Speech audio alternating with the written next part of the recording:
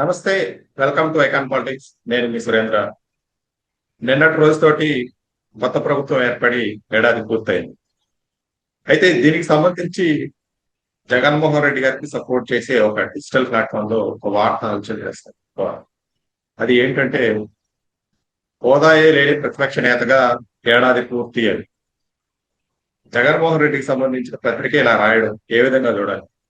ఇదే అంశమే మనతో మాట్లాడడానికి డాక్టర్ ఎన్పి సుధాకర్ రెడ్డి గారు. నమస్తే సార్. నమస్తే సురేందర్ గారు. సార్, ఒకవైపు వైఎస్ఆర్సీపీ వెన్నుకొండ దినం కార్యక్రమాలు చేస్తుంది. ఇంకొక వైపు ఏమన్నా జగన్మోహన్ రెడ్డి గారికి అనుబంధ డిజిటల్ ప్లాట్ఫామ్ అని చెప్పుకోవాలి. ఏమో ఇలాంటి వార్తలు ప్రచురించారు. ఏ విధంగా చూడాలి సార్? సార్, గ్రేట్ ఆంధ్ర వార్త పైకి కనిపించేది కాకుండా లోతుగా విశ్లేషిస్తే చాలా అర్థాలు స్ఫురిస్తాయండి. అంటే గ్రేట్ ఆంధ్ర పత్రిక వాళ్ళకి జగన్మోహన్ రెడ్డి గారికి అనుకూల పత్రిక. ఆ పత్రికే వార్త రాశారు. అంటే ఏడాది అయింది ఆయన ఓడిపోయి బాధపడాడు. ఇది నేను ఒక సైకాలజిస్ట్గా విశ్లేషిస్తానండి. నాకంటే ఇది నా ప్రొఫెషన్, అది వృత్తి. వ్యక్తిత్వ వికాస శిక్షణ, కౌన్సిలింగ్ నా వృత్తి అని. వ్యక్తిత్వ వికాస శిక్షణలో ట్రైనింగ్స్ లో మనము ఓటమి నుంచి పాఠాలు నేర్చుకోవాలి, ఓటమి గెలుపుకు పునాదిగా మార్చుకోవాలని చెప్తుంటాం. అంటే ఓడిపోమ్మని కాదండి. ఇది చాలా మంది అనుకుంటారు, అంటే మనం గెలవాలంటే ముందు ఓడిపోవాలని. కాదు, గెలవలేనప్పుడు ఓడిపోతే ఓటమిని విశ్లేషించుకోవాలి. ఒక స్పోర్ట్స్ మ్యాన్ ఉంటాడు, రన్నరు, ఒక్క 2-3 సెకండ్ల తేడాతో ఓడిపోతారు.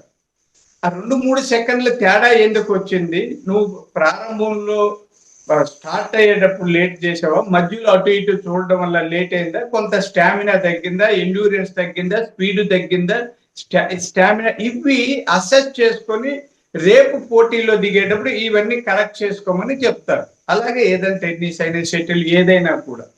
అలాగే వ్యాపారవేత్తల్లో కూడా మనకు లాభాలు రావడం లేదు, లేదా మన ప్రోడక్ట్ సరిగా అమ్ముడు పోవడం లేదు, డిమాండ్ ని క్రియేట్ చేయలేకపోతుంది, లేదా మార్కెట్ లో నిలవలేకపోతుంది. మనం మార్కెట్ సర్వే చేసుకుని అధిగమించి వెళ్తాం.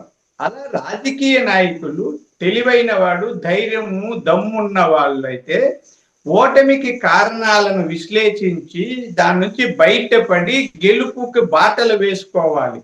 కానీ జగన్మోహన్ రెడ్డి గారు ఏమవుతారు, బెంగళూరుకి పరిమితమై అప్పుడప్పుడు ఇక్కడ వచ్చి వెళ్తుంటారు. ఇది ఓటమి అయినప్పుడు లేదా ఒత్తిళ్లు బాగా పెరిగినప్పుడు కొంతమంది డిప్రెషన్ గురి అవుతుంటారండి. మనం దిగులు, డిప్రెషన్. ఆ డిప్రెషన్ గురైన వాళ్ళ లక్షణాలు ఎలా ఉంటాయంటే, వాళ్ళు ఒక గదికి పరిమితం అయిపోతారు, లేదా ఇంటికి పరిమితం అయిపోతారు. 10 మందితో కలవడానికి వాళ్ళకి మనస్కరించడు, బయటికి రాలేరు, సాకులు చెప్తుంటారు, వేదాంతాలు చెప్తారు, నా కర్మ నా శ్రాద్ధం అంటుంటారు. మరీ ఏదన్నా మాట్లాడితే విరుచుకుపడి ఏదో బూతులు తిడుతుంటారు. అంటే అగ్రెసివ్ గా కూడా మారుతుంటారు.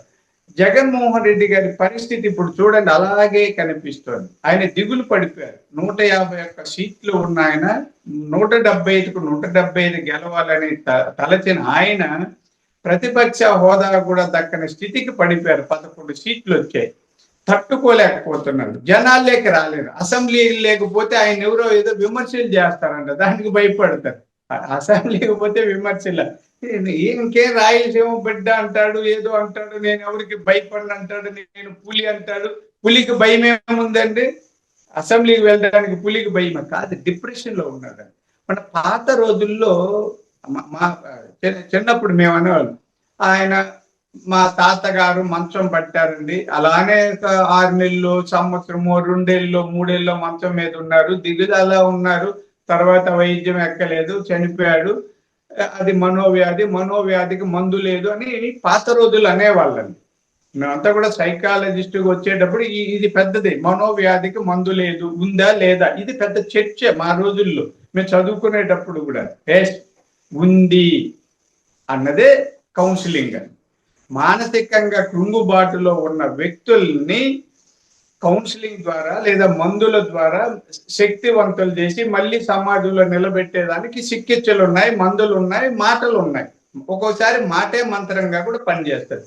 అయితే జగన్మోహన్ రెడ్డి దగ్గర మంచి మాట చెప్పేవాళ్ళు లేదు, ధైర్యం చెప్పేవాళ్ళు లేదు, వికాసం కల్పించేవాళ్ళు లేరు, చికిత్స చేయించేవాళ్ళు లేరు. దాంతో ఆయన దిగులు పడిపోయి కర్ణాటకలో తన ప్యాలెస్కే పరిమితం అయిపోయాడు అనేది నా భావం అండి. అందుకని ఆ పత్రిక పరోక్షంగా ఆయనలో ఉన్న మానసిక సమస్యను వెలికి తీసి అద్దం బట్టి చూపించారన్నది నా భావన. ఆ పత్రిక అదే రాశారు. దిగులెందుకండి? ఇప్పుడు చంద్రబాబు నాయుడు గారు ఆ వయసు ఓడిపోయారు. ఆయన కూడా 2019లో ఓడిపోయారు. 23 సీట్లే వచ్చాయి.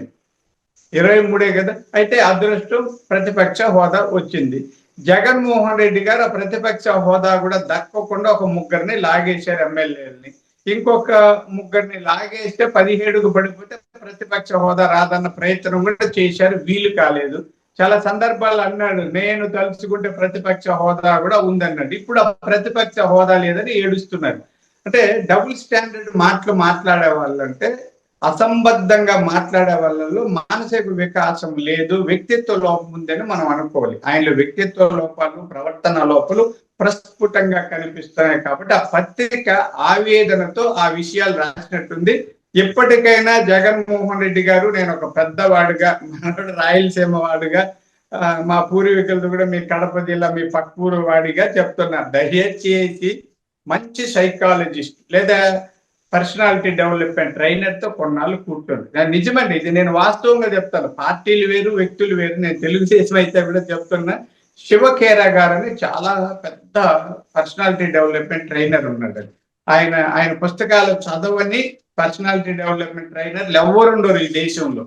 అలాంటి వాళ్ళ దగ్గర పోతే చిన్న చిన్న మాటలతో ఆయనకి వివేకం కలిగిస్తారని. అలా కాకుండా అడ్డదారిలో ఎలా గెలవాలి, లేనిపోని అబద్ధాలు ఎలా చెప్పాలి, ఇలా ట్రైనింగ్లు తీసుకొని పబ్లిసిటీ స్టంట్లు చేస్తూ వస్తే ఆఖరికి జగన్మోహన్ రెడ్డి గారు ఆ గదికి పరిమితం కావాల్సి వస్తుంది. ఆ తర్వాత జైలుకి పరిమితం కావాలి, శేష జీవితం జైల్లో గడపాల్సి వస్తుంది. అయితే జగన్మోహన్ రెడ్డి గారి చుట్టూ సలహాదారులు ఉన్నారు. వీళ్ళందరూ ఇలాంటి సొంత పత్రికల్లో వచ్చే వార్తల్ని జగన్మోహన్ రెడ్డి గారి దాకా తీసుకెళ్ళరంటారా? సార్, పత్రికలు చదవాలండి. జగన్మోహన్ రెడ్డి గారు చదవాలి. చంద్రబాబు నాయుడు గారు సాక్ష్య పత్రిక చదువుతారండి.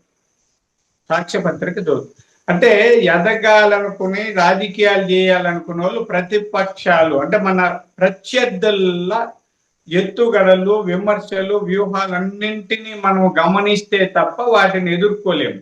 భయపడిపోయి మూల కూర్చుంటే వాళ్ళు నన్ను తిట్టారని ఆ పేపర్ చదువును, వాళ్ళు నన్ను విమర్శించారో చదువును అనే వ్యక్తి రాజకీయాలకు పనికిరాడు. ఆ చుట్టూ ఉన్న వాళ్ళు భజన పరులండి. జగన్మోహన్ రెడ్డి గారికి తెలియడం లేదు. ప్రపంచంలో తల్లి కంటే గొప్ప సలహాదారు, మార్గదర్శకులు ప్రపంచంలో లేరండి. దానికే పెద్ద ప్రొఫెసరు, పిహెచ్డీలు చేయాల్సిన పర్లేదు. తల్లి తర్వాత భార్య, వాళ్ళు గొప్ప సైకాలజిస్టులని. ఎందుకంటే మనల్ని గురించి బాగా తెలిసిన వ్యక్తులు, మన శ్రేయస్సు కోరే వాళ్ళు, మన కోసం ప్రాణాలు ఇచ్చే వాళ్ళ ఇద్దరే, తల్లి భార్య. ఒకవేళ భార్యల్లో కొంతమంది అటు ఇటు ఉండదు, ఏ తల్లి అయినా బిడ్డ కోసం ప్రాణం ఇస్తారు. అలాంటి తల్లిని వదిలేసి భార్యని వెంట పెట్టుకొని బయట తిరగడు, ఆమె ఈయనకి సహకరించదు. పోనీ ఆ తర్వాత 3 రోజులు అక్క చెల్లెళ్ళు మన శ్రేయస్సు కోరుతారండి, ఆ చెల్లిని తరిమేశారు. ఆయనకి హితువుగా పలికే వాళ్ళు, ఆయన శ్రేయస్సు కోరే వాళ్ళు ఎవరు చుట్టూ లేకుండా స్వార్థపరులు, భజన పరులు, అవకాశవాదుల్ని చుట్టూ చేసుకుని ఆయన పాడైపోయారు. ఇప్పటికైనా జ్ఞానం కలిగి ఆయన కొంచెం పాతక రామాయణ మహాభారతాల నుంచి పుస్తకాలు చదవాలని, చదివితే ఎక్కడో ఒకటి మనకి ఇన్సైట్ స్ఫురిస్తుంది. ఓహో, మన సమస్య ఇది, ఆ సమస్యకి కారణం ఇది, మూలం ఇది, దీని నుంచి బయటపడాలంటే మార్గం ఇదేని స్ఫురిస్తుంది. అదే ఆయనకి ఆ చదవడు, వినడు, చూడడు, చేయడు.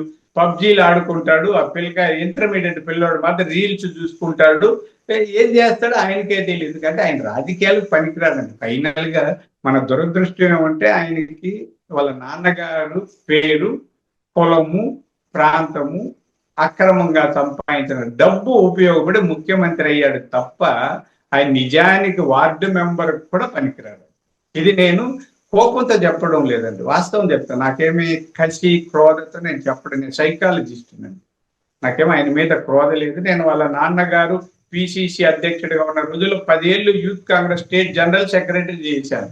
నన్ను ఏడన్నా గురించి వాట్ సుధాకర్ అంటే మా కులం కూడా చెప్పారు, వాట్ సుధాకర్ పెడకంటి రెడ్డి అనేవాడండి. అంటే ఆయన మా ఏరియాలో పెడకంటి రెడ్డి అది ఉంది, ఆ కడప జిల్లాలో వాళ్ళకు పెడకంటి రెడ్లు కొద్ది అని నన్ను అలా పిలిచేవాడు. అంత ఆ సాన్నిహిత్యం ఉంది. అందుకని నేను కసితో చెప్పడం లే, బాధతో చెప్తున్నా. నాకు కూడా బాధే, మా ప్రాంతంలో మా రాయలసీమ ఇలా చెడిపోతే ఎట్లండి పాపం. అందుకని హితవు చెప్తున్నాను. ఆయన ఎవరికైనా మంచి మేధావులు, సైకాలజిస్టులు, వ్యక్తిత్వ వికాస నిపుణులతో కలిసి చర్చిస్తే బాగుపడతారు. థ్యాంక్ యూ సార్, మీ అభిప్రాయం తెలియజేసినందుకు ధన్యవాదాలు సార్.